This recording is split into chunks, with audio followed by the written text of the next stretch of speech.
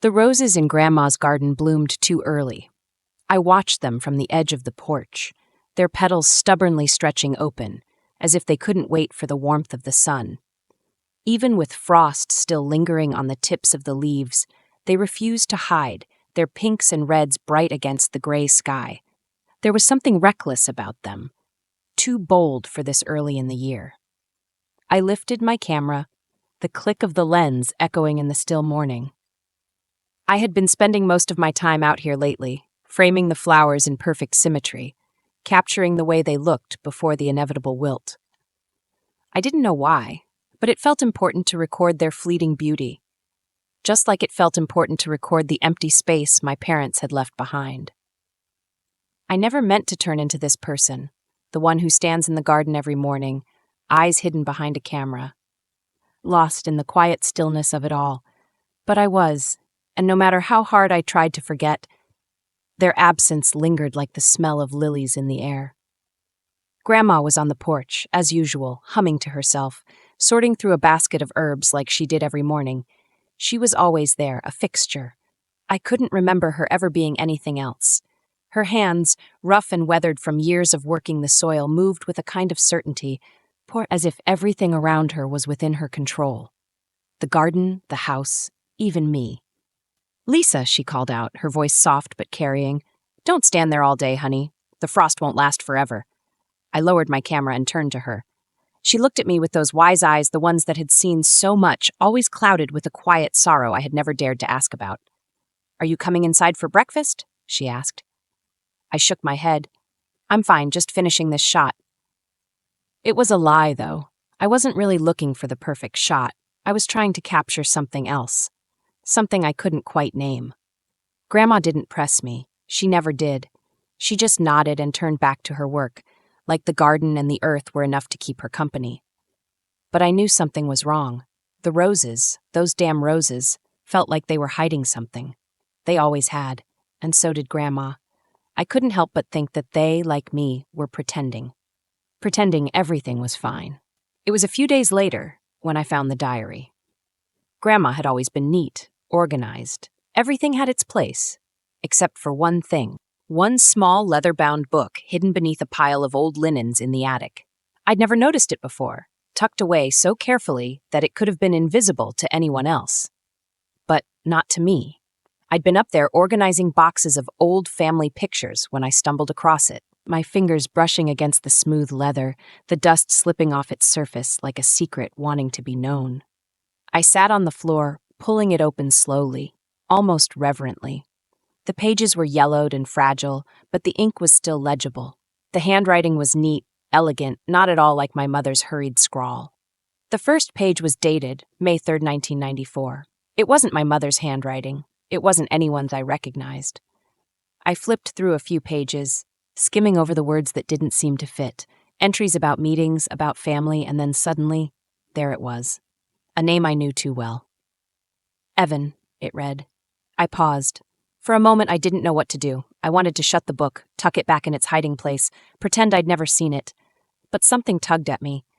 I had to know what Grandma had written about him, about my father. I turned the page, my fingers trembling, and read. Evan came over again today. I told Sarah she needed to make a choice. She can't go on like this, torn between him and the future we had planned. I think she knows that, but she won't admit it. Not yet. I stared at the words, my heart pounding. I had no idea what they meant. They didn't fit with the version of my father I remembered, the loving, distant man who had always been there, even if he wasn't really there at all. The next entry was even more jarring. I'm worried about Sarah. She thinks I don't see it, but I do. She's trying to fix a marriage that can't be fixed. Evan will ruin everything, and I can't let her destroy herself over him. I closed the diary with a snap. Grandma's voice floated up the stairs, calling me for dinner. But I didn't move. My mind was spinning. My father, the man I'd always thought of as a pillar in my life, was nothing like the person Grandma had described. I didn't know what was happening, but I knew this. Grandma was hiding something. And if there was one thing I was sure of, it was that I needed to know what it was. The smell of rosemary and garlic drifted through the house as I came downstairs. the diary tucked under my arm like contraband. Grandma was at the stove, humming softly to herself, her back turned to me. She was wearing her favorite apron, the one with faded sunflowers on it, and her hair was pinned up neatly, as always. Everything about her seemed calm, steady, like the world outside didn't exist. But my world was spinning. "Grandma?" My voice came out shaky, betraying me.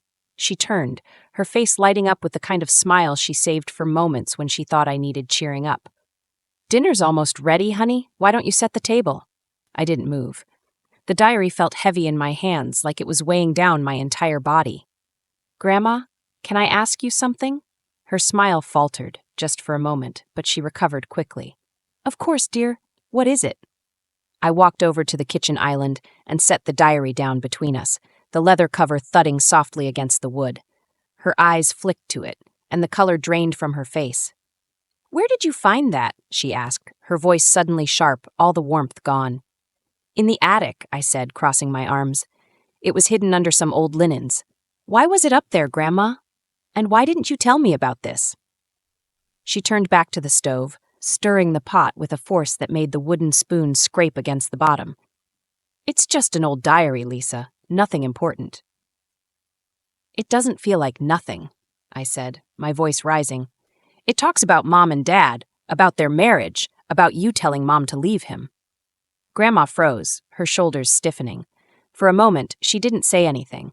Then she sighed, turning off the burner and setting the spoon down carefully, like she was afraid it might shatter. "You shouldn't have been snooping around in the attic," she said quietly. "I wasn't snooping," I snapped. "I was looking for old photos. You're the one who hid it up there, like you didn't want anyone to find it. Why, Grandma? Why would you write those things about Dad?" Her hands gripped the edge of the counter, her knuckles white. When she finally turned to face me, there was something in her eyes I hadn't seen before, a mix of anger and fear. "You don't understand," she said. "I did what I thought was best for your mother, for all of us." "Best?" I echoed, incredulous. "You told her to leave him, to ruin their marriage. How is that best?" Her jaw tightened. "Your father wasn't the man you think he was, Lisa. He was irresponsible, reckless. He put your mother in a position where she had to make impossible choices. I was trying to protect her." "Protect her from what?" I demanded. "From her own husband? From me having a family?" Grandma didn't answer right away. Instead, she walked over to the table and sank into a chair, looking suddenly smaller, older. "Your mother was drowning, Lisa," she said finally, her voice barely above a whisper. "She didn't want you to see it, but I did. The debts, the fights, the constant stress, it was killing her. I didn't want her to make the same mistakes I did." Her words hung in the air, heavy and suffocating. I didn't know what to say. Part of me wanted to believe her, to trust that she'd done what she thought was right. But another part of me, larger, louder, felt betrayed. "Why didn't you tell me any of this before?" I asked, my voice breaking. "Why did you let me believe everything was fine, that they were happy before the accident?" Grandma looked at me, her eyes glistening with unshed tears. "Because you were just a child, Lisa. You didn't need to carry the weight of their mistakes. I thought I was protecting you, too." I stared at her, my heart pounding. "What else aren't you telling me?" She shook her head. "That's all there is, Lisa. I promise you." But I didn't believe her. Not anymore. The morning after my confrontation with Grandma, I woke up with the diary still sitting on my nightstand. I couldn't sleep.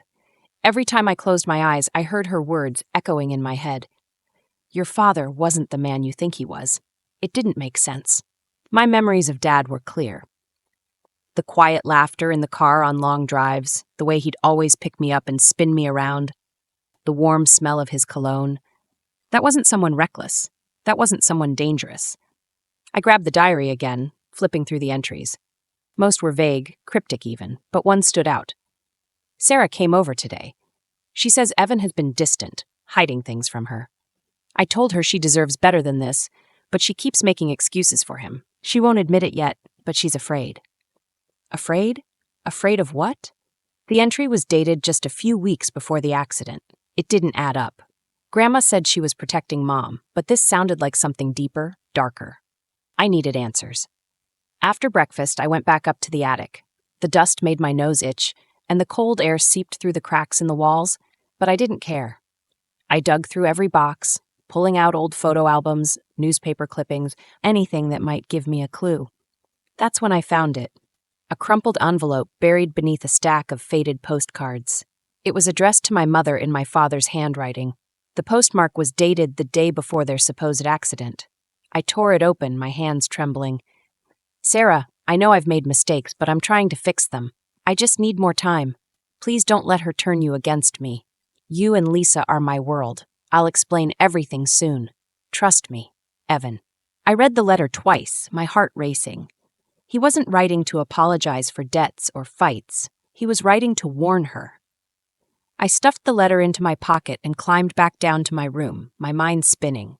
Grandma hadn't just hidden the diary. She'd hidden this, too. And if she'd lied about that, what else wasn't she telling me? The next day, I biked into town. Grandma had gone to her weekly knitting circle, which gave me a few hours to myself. I couldn't sit in that house any longer, not with the weight of the letter pressing down on me. The local library was quiet, almost eerily so. I sat down at one of the old computers in the corner, the hum of its ancient fan filling the silence. I typed my parents' names into the search bar. Sarah and Evan Carter. Most of the results were what I expected. Announcements from before I was born, an article about their wedding in the local paper. But then I found something I didn't expect, an article from a small regional newspaper. The headline read, "Prominent local couple missing after car accident." I clicked on it, my stomach twisting. The article was short, just a few paragraphs describing the crash. It mentioned bad weather, a sharp turn, and skid marks on the road. But what caught my attention was the last sentence. Despite the extensive search, no bodies were recovered from the scene. Police continue to investigate. No bodies. I stared at the screen, the words blurring in front of me. All these years, Grandma had said they were gone, but she never told me their bodies hadn't been found. I leaned back in the chair, trying to process what this meant. They weren't just dead, they were missing. As I was about to print the article, someone sat down in the chair beside me. I turned to see a man in his early 30s, his face pale and drawn. He wore a heavy coat despite the mild weather, and his eyes were sunken like he hadn't slept in days. "Lisa Carter?" he asked, his voice low. My heart stopped. "Who are you?" He glanced around, as if checking to see if anyone was listening. "I knew your parents," he said. "I was a friend of your dad's." "How do you know who I am?" I demanded, my voice trembling. "I've been looking for you," he said. "Your father. He asked me to keep an eye on you, to make sure you were safe." "Safe from what?" The man hesitated, his eyes darting to the article on the screen. "From the people who were after him. From the debts." My breath caught. "You mean the loan sharks?" He nodded. "Evan got in too deep. He was trying to get out, but it was complicated. I don't think the accident was an accident, Lisa." The room seemed to spin around me. "What do you mean?" "I think someone made it happen," he said quietly, "and I think your grandmother knows more than she's letting on." The stranger's words haunted me long after he left. He refused to tell me more, just gave me his number scribbled on a napkin and said to call if I wanted to know the truth. I didn't know if I could trust him, but the weight of his accusation, that the crash wasn't an accident, was impossible to ignore. Back home, Grandma was in the living room, her knitting needles clicking softly as she worked on a scarf. She glanced up when I walked in, her eyes narrowing slightly. "Where have you been?" she asked. "Just the library," I said casually, trying to keep my voice steady. She didn't press, but I could feel her gaze following me as I went upstairs. In my room, I laid out everything I'd found, the diary, the letter, the article, and stared at it like it was a puzzle waiting to be solved. If the stranger was right, if someone had caused the crash, then Grandma's secrets went deeper than I'd imagined. But why would she lie? What was she protecting? That night, I couldn't sleep. I tossed and turned until I couldn't take it anymore and crept downstairs. The house was silent, the kind of quiet that felt heavy like it was holding its breath. I opened the door to Grandma's study. It was usually locked, but tonight, for some reason, it wasn't. The air inside was stale, thick with the smell of old books and cedar. Her desk was immaculate, as always, everything arranged just so. I hesitated, guilt gnawing at me. But then I remembered the letter, the diary, the way she'd lied to me for years. I started opening drawers, careful not to disturb anything. Most were filled with harmless things, stationery, receipts, family photos, but the bottom drawer was locked. I searched the desk until I found a small key taped under the drawer. My hands shook as I unlocked it, and when I pulled it open, my breath caught. Inside was a thick envelope labeled with my parents' names. I pulled it out, my heart pounding, and dumped its contents onto the desk. There were legal documents, bank statements, foreclosure notices, and loan agreements, but also a stack of letters. Most were from my dad, written in the same hurried scrawl as the one I'd found in the attic. One letter stood out. It wasn't from my dad, it was from someone named M. Hargrove. Mrs. Carter, as agreed, my firm will handle the transfer discreetly. The debts will be covered, and your daughter and son-in-law will be free to leave. However, this arrangement requires their complete cooperation. Should they fail to meet the terms, there will be consequences. Regards, M. Hargrove. I read the letter 3 times, trying to make sense of it. Transfer? Debts? Consequences? Before I could piece it together, I heard a creak in the hallway. My stomach dropped. Lisa? I turned to see Grandma standing in the doorway, her face pale. She looked at the papers on the desk, then back at me, and her expression hardened. "What are you doing in here?" she demanded, her voice low and sharp. "I could ask you the same thing," I said, holding up the letter. "What is this? Who is M. Hargrove?" Her face fell, and for the first time she looked genuinely scared. "Lisa, you don't understand." "No, I don't," I interrupted, "because you keep hiding things from me. You've been lying to me my whole life, about Mom and Dad, about the accident. What are you so afraid of?" Her hands trembled as she reached for the letter. "Lisa, please let me explain." "Then explain," I said, stepping back. "Tell me the truth. All of it." She hesitated, her eyes glistening with tears. "It's not as simple as you think," she said. "Your parents were in trouble, Lisa. They owed money to dangerous people. I did what I had to do to keep them safe." "Safe?" I echoed. "You think they're safe now? They're gone, Grandma. They're alive," she said suddenly, cutting me off. The room spun, her words hitting me like a slap. "What?" "They didn't die in the crash," she said, her voice barely above a whisper. "They ran. I helped them disappear." I stared at her, my mind racing. "You're lying," I said, but even as the words left my mouth, I knew they weren't true. Grandma sank into the chair by her desk, her face crumpling. "I'm not lying, Lisa. I wish I were, but this is the truth. Your parents are alive."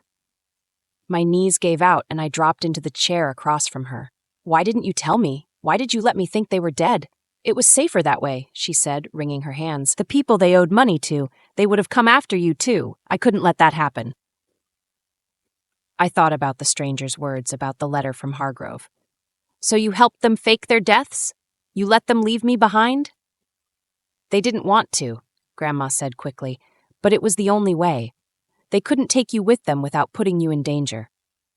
My chest tightened, a mix of anger and heartbreak bubbling to the surface. "You expect me to believe that? That they just abandoned me for my own good?" "They made mistakes, Lisa," she said softly, "but they loved you. They still do." I shook my head, tears blurring my vision. "You don't know that. You don't know anything about them anymore. You don't know if they're even still alive." She flinched, but didn't argue. I stood up, the chair scraping against the floor. "I'm going to find them," I said, my voice shaking. "I'm going to get answers." "Lisa, please." "No," I said, cutting her off. "I've spent my whole life believing your version of the truth. I'm done." Before she could say anything else, I grabbed the letters and stormed out of the room. The next morning, I left the house before Grandma woke up. My backpack was stuffed with the letters, the diary, and some hastily packed clothes. I didn't know where I was going, but I knew I couldn't stay there. The first step was calling the stranger. His number, scribbled on the napkin, felt like a lifeline. I found a quiet corner in a gas station parking lot and dialed. "Hello?" he answered, his voice cautious. "It's Lisa," I said. "I need your help." After a brief pause, he replied, "Meet me at the diner on Route 17. I'll explain everything." The diner was a relic of another era, its red vinyl booths and chrome counters faded with age. The stranger, who introduced himself as Mark, was waiting in a corner booth, a cup of coffee in front of him. "You came," he said, motioning for me to sit. "I need answers," I said, skipping the pleasantries. Grandma told me my parents are alive. She said they ran away because of debts. Is it true? Mark hesitated, his fingers drumming on the table. It's complicated, he said finally. Stop saying that, I snapped. Just tell me the truth. He leaned forward, lowering his voice. Your dad got involved with the wrong people, loan sharks, gamblers. He thought he could fix it, but the debts kept piling up. When he couldn't pay, they started making threats. Not just against him, but against your mom, against you. I swallowed hard, the image of my dad, strong, dependable, shattering. They had no choice, Mark continued. Your grandmother brokered a deal.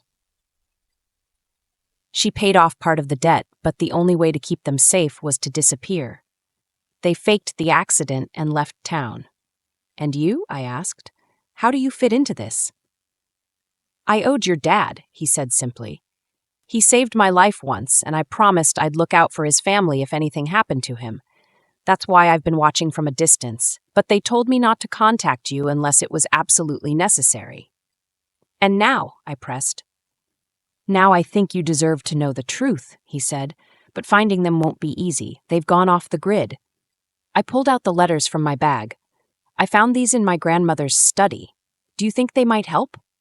Mark flipped through them, his expression grim. When he reached the one signed by M. Hargrove, he paused. This is a name I recognize, he said. Hargrove's a fixer, someone who makes problems disappear. If your parents worked with him, he might know where they went. How do we find him? I asked. Mark looked at me, his expression serious. We go to the source. The next few days were a blur. Mark made some calls, pulling in favors from old connections, and managed to track down a lead on Hargrove. He was based in the city, operating out of a nondescript office building. We arrived on a rainy afternoon, the streets slick and crowded. The building was unassuming, with a faded sign that read Hargrove Consulting. Mark and I exchanged a glance before stepping inside. The receptionist, a sharp-eyed woman in her 50s, looked up from her desk. Do you have an appointment? She asked, her tone clipped. We need to see Mr. Hargrove, Mark said. She raised an eyebrow. Mr. Hargrove doesn't take walk-ins. Tell him it's about Evan Carter, I said, stepping forward. Her expression flickered just for a moment, but it was enough. Without another word, she picked up the phone and murmured something into the receiver. Wait here, she said, hanging up. A few minutes later, a tall man in an expensive suit appeared. He was older, with graying hair and a cold, calculating gaze. I'm Hargrove, he said. And you are? Lisa Carter, I said, my voice steady despite the fear twisting in my stomach. I'm Evan Carter's daughter. His eyes narrowed. What do you want? The truth, I said, about what happened to my parents, about why they had to disappear. Hargrove studied me for a moment, then gestured for us to follow him. He led us into a private office, closing the door behind us. Your father was in deep trouble, he said, sitting behind a sleek wooden desk. He owed money to people who don't forgive debts. Your grandmother approached me to broker a deal. What kind of deal? I asked. She paid off a portion of the debt, he explained. In exchange, I arranged for your parents to be relocated. New identities, new lives. Where are they now? I demanded. Hargrove shook his head. That wasn't part of the arrangement. Once they left, they were on their own. I have no way of contacting them. But you must know something, Mark said. A trail, a clue, anything. Hargrove hesitated, then opened a drawer and pulled out a folder. He slid it across the desk to me. This is everything I have, he said. Bank records, travel documents, a list of possible locations. But it's not much. They were careful. I opened the folder, my heart sinking as I scanned the contents. It was a puzzle with too many missing pieces. This is all you can give me? I asked, my voice trembling. It's more than most people would get, Hargrove said. Consider yourself lucky. Lucky wasn't the word I'd use. As we left the office, Mark turned to me. What now? I clutched the folder tightly. We follow the trail, I said, no matter where it leads. The rain had stopped by the time we left Hargrove's office, but the air was still heavy with the smell of wet pavement. Mark and I sat in his car, the folder spread out between us on the dashboard. The documents felt like fragments of a story I wasn't sure I wanted to finish. This isn't much, I muttered, flipping through the pages. Bank statements with vague locations, old plane tickets, a list of cities with no clear connections. How are we supposed to find them with this? It's better than nothing, Mark said, tapping a finger on one of the documents. Look here, this bank account. It was opened in Montreal under your mom's new name. Laura Benson, I read aloud, the name unfamiliar and strange. Do you think they're still there? Unlikely, Mark said. But if we can trace the account's activity, it might give us a lead. He pulled out his phone and started making calls, speaking in low tones to someone who sounded equally shadowy as Hargrove. I leaned back in the seat, my mind racing. Grandma's revelation, Hargrove's cryptic answers, the stranger who had started this all, it felt like I was being led deeper into a maze with no guarantee of an exit. Got it, Mark said suddenly, snapping me out of my thoughts. The account's been dormant for years, but there's a pattern. It was used in different cities along the East Coast, New York, Boston, Philadelphia. Then it stops abruptly. Why would they stop? I asked. They probably switched to cash or opened a new account, Mark said. But if we follow the trail of transactions, we might be able to narrow down where they went. We spent hours cross-referencing the bank records with travel documents, piecing together a timeline that took us from Montreal to New York, then to a small town in Vermont. The last recorded transaction was for a motel booking nearly a decade ago. A motel? I asked, staring at the printout. Why would they stay in a place like that? Maybe they were lying low, Mark said, or maybe they didn't have a choice. I traced the name of the motel with my finger, Green Pines Inn. Do you think they're still there? I asked. There's only one way to find out, Mark said, starting the car. The Green Pines Inn. The drive to Vermont was long and tense. The road wound through dense forests, the trees bare and skeletal in the winter light. I clutched the folder in my lap, reading and rereading the documents until the words blurred together. When we finally arrived, the motel was exactly as I'd pictured it, run down and forgotten, with a flickering neon sign that buzzed faintly in the cold air. Mark and I walked into the office, the smell of mildew and stale coffee hitting us immediately. A bored-looking man sat behind the counter, flipping through a magazine. Can I help you? He asked without looking up. We're looking for someone, Mark said, sliding a photo of my parents across the counter. It was one of the few I had left, taken years before the accident. The man glanced at it, then shrugged. Don't recognize them. Are you sure? I pressed. They would have been here about 10 years ago. He squinted at the photo again, then sighed. Maybe. Lots of people come and go. I don't keep track. Do you have old records? Mark asked. Guest logs or something?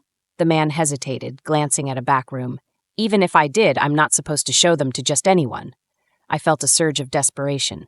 Please, I said. They're my parents. I just want to know if they were here. Something in my voice must have reached him, because he sighed again and stood up. Wait here. He disappeared into the back room, returning a few minutes later with a dusty ledger. 10 years ago, you said? He asked, flipping through the pages. I nodded, my heart pounding as he scanned the entries. Here we go, he said finally, tapping a name. Laura and Michael Benson stayed for 3 nights. Do you remember anything about them? Mark asked. The man shook his head. Not really. They paid cash, kept to themselves. Left early, I think. Did they say where they were going? I asked. Nope, he said, closing the ledger. Sorry. It was another dead end. I turned away, trying to hide my frustration, but Mark rested a hand on my shoulder. This is still progress, he said. We're getting closer. As we walked back to the car, I couldn't shake the feeling that we were running out of time. My parents had vanished once. What if they vanished again before I could find them? The snow had begun to fall as Mark and I drove back to my grandmother's house. The Vermont lead another dead end in a string of false hopes. My chest felt hollow, my thoughts swirling with fragments of truth that didn't fit together. I had come so far, but I still hadn't found them. When we arrived, the house was dark, except for the warm glow from the living room window. Inside, Grandma sat in her usual chair, her knitting resting on her lap. She looked up as I entered, her expression unreadable. You're back, she said softly. I nodded, setting my bag down. We didn't find them. Grandma sighed, motioning for me to sit. Mark excused himself, sensing this was a moment we needed to share alone. Lisa, she began, her voice tinged with sadness, I've been thinking about what I said, about your parents. I sat down across from her, my fingers gripping the edge of the chair. And I've spent years carrying the weight of their choices, she said. When they left, I was angry. Not just because they abandoned you, but because they abandoned me too. I tried to protect you from the truth, but maybe I only made it harder for you. Tears welled in my eyes. I just want to understand, Grandma. Why did they do it? Why didn't they come back? They thought they were saving you, she said. But in the process, they left you with scars they couldn't see. I don't know if they'll ever realize the damage they caused. I pulled out the letters and set them on the table between us. Do you think they'll ever come back? Grandma's gaze lingered on the letters. I don't know, she admitted. But if they do, it's up to you whether you want to let them in again. Her words hit me like a blow. The anger I had been carrying, the longing and the loss, it all boiled down to one question I hadn't asked myself. Did I want them back in my life after everything? The next morning, I made a decision. A week later, in the garden behind Grandma's house, I planted a row of flowers, marigolds for pain and grief, daisies for innocence lost, and sunflowers for hope. It was a small gesture, but it felt like a beginning. As I worked, Grandma joined me, her hands wrapped around a mug of tea.